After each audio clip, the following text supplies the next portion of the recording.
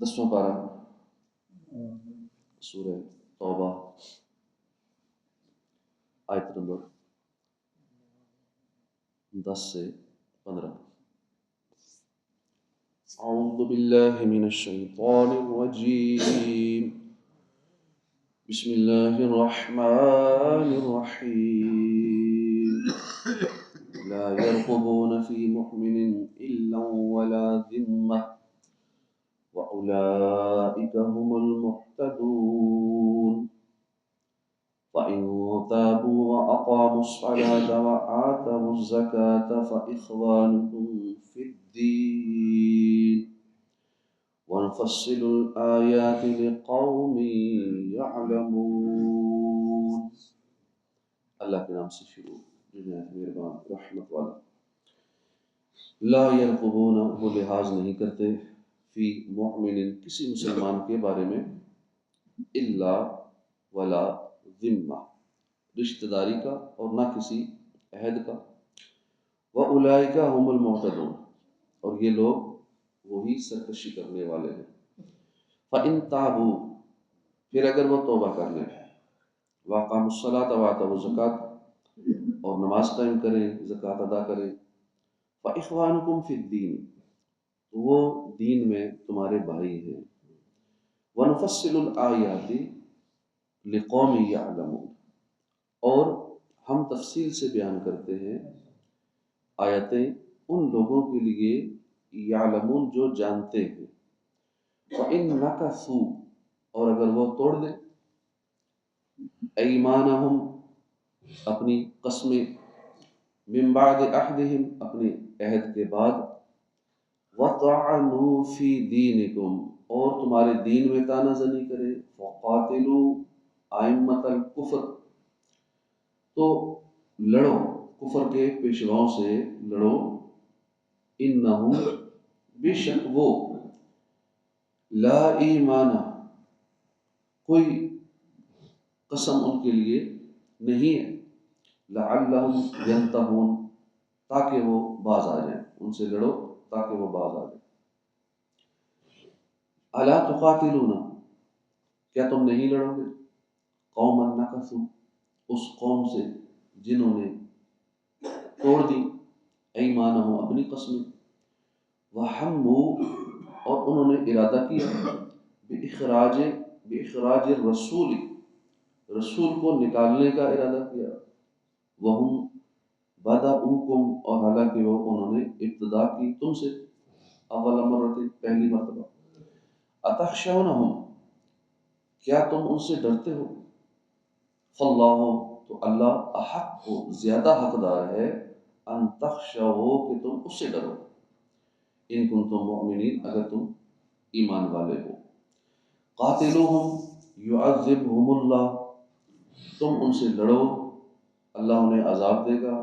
بِأَیْدِکُم، تمہارے ہاتھوں سے، وَیُخْزِہِم وَینصُرکم، اور ذلیل و رسوا کرے گا انہیں، اور تمہاری مدد کرے گا، علیہم، ان پر یا ان کے خلاف، وَیَشْفِ صُدُورَ قوم مؤمنین، اور مسلمان لوگوں کے سینوں کو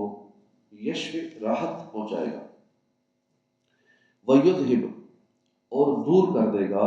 غیظ قلوبہم، ان کے دلوں کا غصہ، گھٹن، وَیَتُوبُ اللَّهُ عَلَىٰ مَن یشاء، اور اللہ توبہ قبول فرماتا ہے، من یشاء، جس کی وہ چاہتا ہے، واللہ علیم حکیم، اور اللہ علیم ہے، علم والا ہے،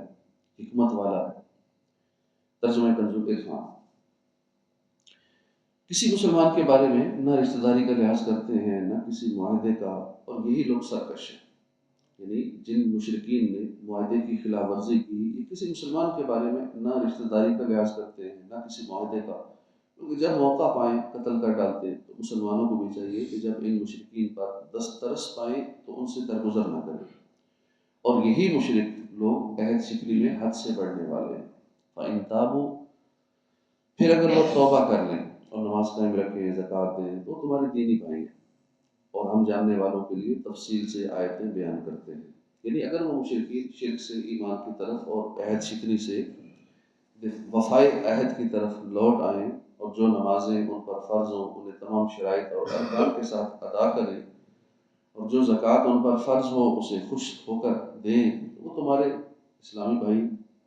ان کے لیے بھی وہی احکام ہے جو تمہارے لیے، انہیں بھی وہی چیزیں منع ہیں جو تمہیں منع ہے۔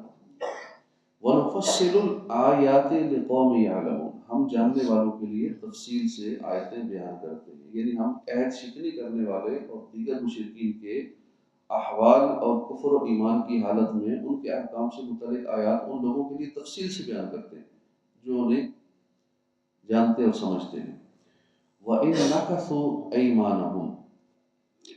اور اگر معاہدہ کرنے کے بعد اپنی قسمیں توڑیں اور تمہارے دین میں تانا زنی کریں تو کفر کے پیشواؤں سے لڑو، بے شک ان کی قسموں کا کوئی اعتبار نہیں، ان سے لڑو تاکہ یہ بات آئے۔ یہاں حکم دیا گیا کہ اگر کفار معاہدہ توڑ دیں اور مسلمانوں کے دین میں تان و تشنیع کریں تو پھر کوئی عہد باقی نہیں، بلکہ اب ان کا فیصلہ میدان جنگ میں ہی ہوگا۔ دین میں تانا زنی سے مراد یہ ہے کہ دین اسلام کی طرف کوئی ایسی بات منسوخ کرنا جو دین اسلام کے شایع نشان نہیں ہے، یا ضروریات دین میں سے کسی چیز کو ہلکا جان کر اس پر اعتراض کرنا، اسی طرح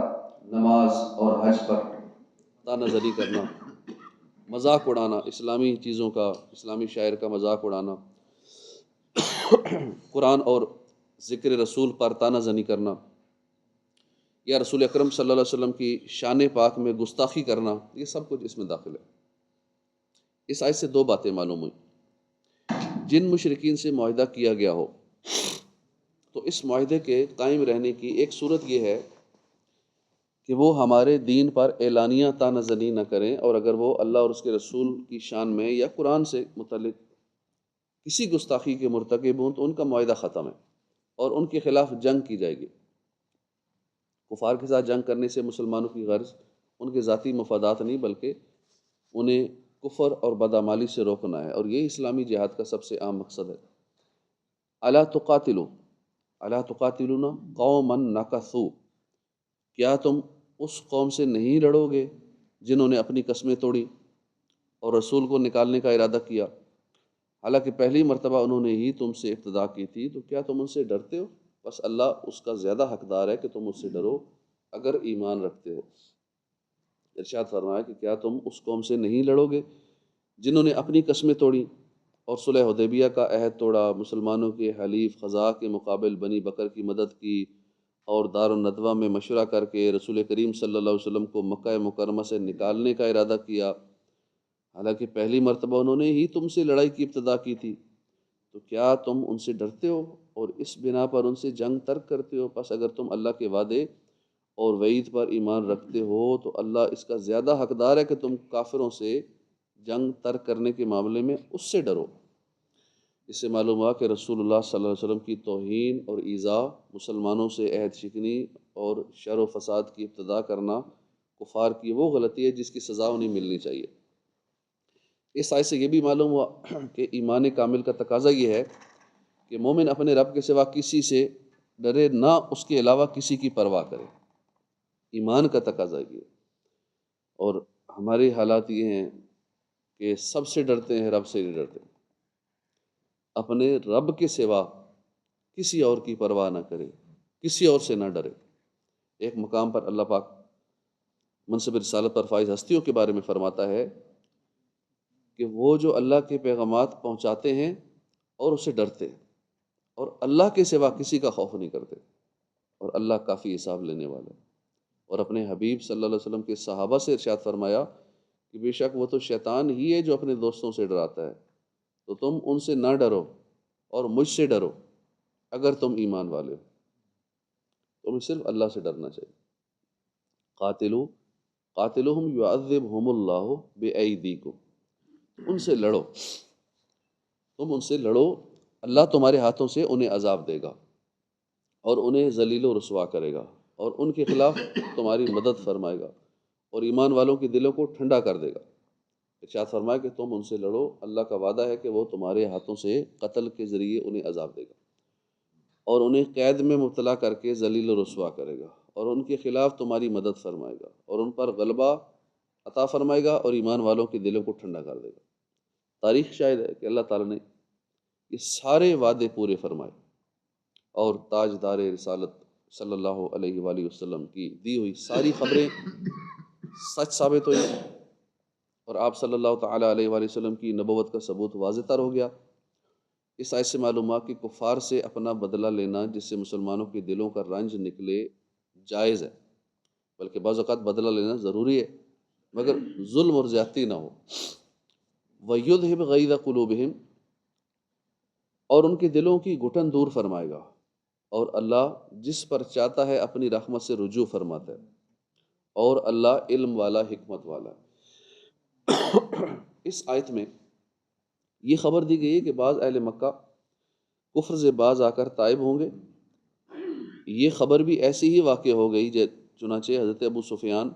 اکرمہ بن ابو جہل اور سہیل بن عمرو رضی اللہ تعالیٰ عنہ ایمان سے مشرف ہوئے۔ صدق اللہ العظیم۔ صلو علی الحبیب صلی اللہ تعالی علی محمد۔